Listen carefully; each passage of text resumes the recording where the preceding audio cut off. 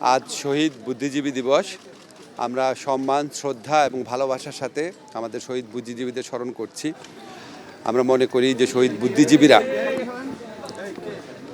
বুদ্ধিজীবীরা মুক্তি, গণতন্ত্র এবং মানুষের অধিকারের লড়াই করেছিলেন।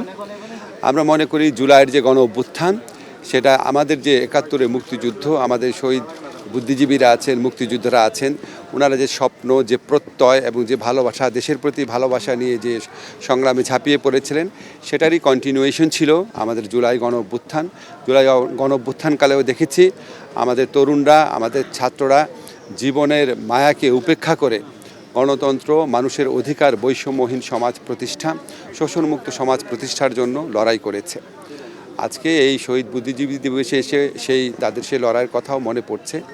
আমরা ১৯৭১ সালে বহু মানুষের আত্মত্যাগের পর, বহু শহীদ বুদ্ধিজীবীর আত্মত্যাগের পর আমরা স্বপ্নের বাংলাদেশ গড়তে ব্যর্থ হয়েছিলাম, একদলীয় মানসিকতার জন্য, একটা দলের ব্যর্থতার জন্য। আজকে কোনোভাবেই যেন সেই ব্যর্থতার পুনরাবৃত্তি না হয়।